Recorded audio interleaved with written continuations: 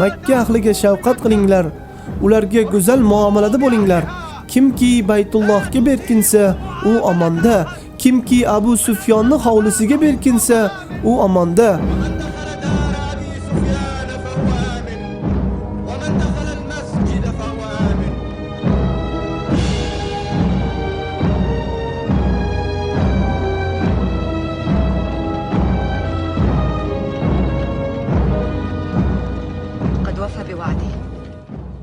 Biror kishi ham qarshi chiqa olmaydi-ya.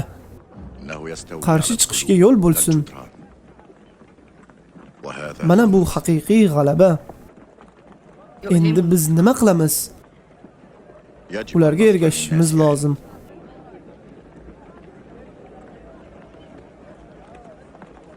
Biz adashganlardanmidik?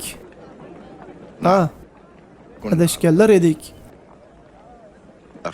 Olihalarimizdan hech qanday naf bo'lmadi. Essiz ularga shuncha yil bosh egib yurgan ekanmiz. Essiz.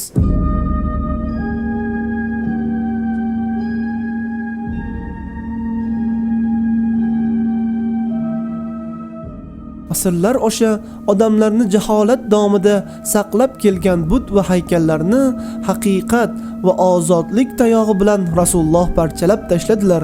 Insoniyat bo'ynidagi jaholat zanjiridan xalos bo'lishga, xurofot botqoqdan najot topishga yo'l topdi. Hozirgi kunda yer yuzi aholisi 1 milliarddan ortig'i Muhammad alayhissalom asos solgan yo'llardan yurib, o'zini jaholatdan, xurofatdan, jahannamdan qutqarishga harakat qilmoqda. Dinni porloq nurini og'zida puflab o'chirishga uringan va urinayotgan badbaxt kishilar oxirida yetgan va yetadigan o'rinlari jahannam azobi bo'ladi xolos. Behuda chiranmanglar, ey nodon insonlar. Axir qanday qilib sizlar butun mavjudotni yaratgan zot yoqqan mash'alasini nurini ojiz og'izlaringizla puflab o'chira olasiz? Bir o'ylab tafakkur qilib ko'rsangiz bo'lmaydimi? O'tmishdagilarning ahvollaridan, boshlariga tushgan ayanchli kunlardan ibrat olsangiz bo'lmaydimi? Ular nimaga erisha oldiki, endilikda sizlar erisha oling. Joningiz halqimingizga yetib kelib, ixtiyorsiz kunga yetguningizga qadar o'zlaringizni tuzatinglar. O'tmish jinoyatlaringizga tavba qilinglar. Ha, tavba qiling, toki vaqt o'tib ketmasin.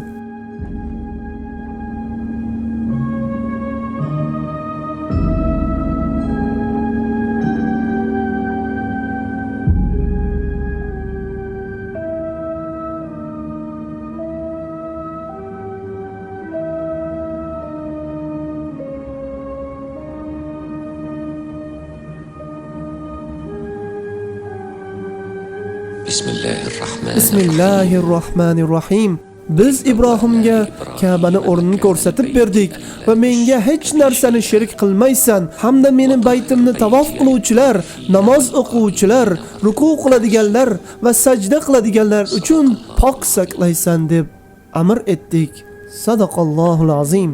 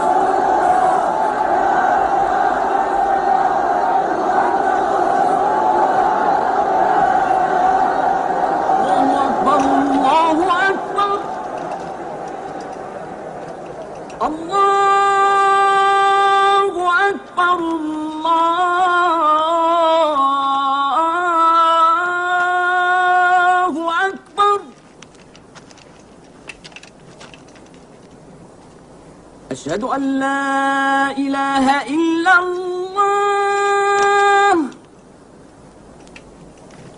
أشهد أن لا إله إلا الله أشهد أن Haq keldi va botil abadiy yo'q bo'ldi. Allohning yordami va fathi muvaffaq bo'ldi. Makka ahli odil qasosdan qo'rqandilar, lekin rahmat payg'ambari Muhammad sallallohu alayhi va sallam ularni kechirib yubordilar. Hammangiz ozodsizsiz deb aytdilar. Makka yaxshilikka buyurib, yomonliklardan, fahsh ishlardan, zulmdan qaytaradigan islom dinini qabul qildi. Payg'ambar risolat hamda omonatni ado etganlarini bildilar va yaqin kelajakda Robbilariga yo'liquvchiman deb o'yladilar. Hijratning 10-yilida Arofat tog'ida vidolashuv xutbasini o'qidilar. Ey odamlar, so'zlarimga quloq solinglar. Bu yildan keyin shu yerda sizlar bilan uchrashmasligim mumkin deb o'ylayman. Ey odamlar, to Robbingizni dargohiga borguncha bir-biringizni joniga, moliga xiyonat qilish, mana shu joyni hurmatini bajo keltirmaslik kabi haromdir. Yetkazdimmi? Ey Alloh, o'zing guvoh bo'lgil. Siz tez orada Robbilaringizga yo'liqarsizlar va qilgan amallaringiz haqida mas'ul bo'lasizlar. Risolatni yetkazdimmi? Kimki omonat topshirilgan bo'lsa, xiyonat qilmasin. Har qanday sudxo'rlik man qilingandir, lekin o'z mollaringizga o'zingiz egasizlar. Zulm ham qilinmaysizlar va sizlarga ham zulm o'tkazilmaydi. Meni so'zimni to'g'ri tushunib yetinglar. Yetkazdimmi? Alloh, o'zing guvoh bo'l. Men sizlarga ikki narsani qoldirib ketmoqdaman. Modomki mahkam ushlasangizlar, hargiz to'g'ri yo'ldan adashib ketmaysizlar. U ham bo'lsa Qur'on va mening sunnatimdir. Ey insonlar, bilinglar, har bir musulmonni birodaridir. Hech kimga, hech kimni mulki halol emas, magal o'z roziligi bilan bersagina halol bo'ladi. O'zingizga zulm qilmanglar. Yetkazdimmi? Alloh, o'zing guvoh bo'l. Asr bilan peshinni birga o'qiganlardan so'ng Qur'ondan oxirgi nozil bo'lgan oyatlarni o'qidilar. Bismillahirrohmanirrohim. Bugungi kunda diningizni mukammal qildim va ne'matlaringizni to'la etdim. Sizlarga islomni to'g'ri haq din deb ushlashingizga rozi bo'ldim. Abu Bakr qattiq alamdan yig'ladilar. Xafalik kuni keldi. Muhammad alayhisalom ulug' umrlari 63 yoshga yetganda Robbilariga yo'liqishni tanladilar. Madina larzaga keldi. Osmon farishtalari va har bir salovat aytguvchi shaxs vafotlariga ishongisi kelmadi. Lekin Rasululloh vafot topgan edilar. Abu Bakr Masjid Nabaviyda xutba o'qidilar. Ey odamlar, kimki Muhammadga ibodat qilayotgan bo'lsa, Muhammad vafot topdilar. Kimki yolg'iz Allohga ibodat qilayotgan bo'lsa, Alloh abadiy tirikdir. Muborak jasadlari vafot qilgan o'rinlarga ko'mildi. Ammo u janobning ruhlari, risolatlari boqidir. Alloh buyukdir. Sahobalar va tobiinlar Allohning buyuk kalimasini butun yer yuziga yetkazishga muvaffaq bo'ldilar. Allohdan boshqaga ibodat qilmaymiz va unga sherik keltirmaymiz. Allohdan boshqani Rabb deb tan olmaymiz deb vasiyat qilishdi. Allohu akbar. Oz guruhdan boshlangan musulmonlar oxirida katta jamoatlarga aylandilar. Yolg'iz kishidan boshlangan ish butun bir millatga aylandi. Jamoatlar esa barcha xalqlarni yagona kalimaga jamladilar. A'uzu billahi minash shaytonir rojim. Ey insonlar, men sizlarni bir erkak va ayoldan yaratdim va sizlarni xalqlar va qabilalarga bo'ldim. Bir-birlaringizni tanishlaringiz uchun sizlarning Allohning oldida eng hurmatlilaringiz, eng taqvolilaringizdir. Alloh va uning rasuli rost so'zlaguvchidir. Allohu akbar.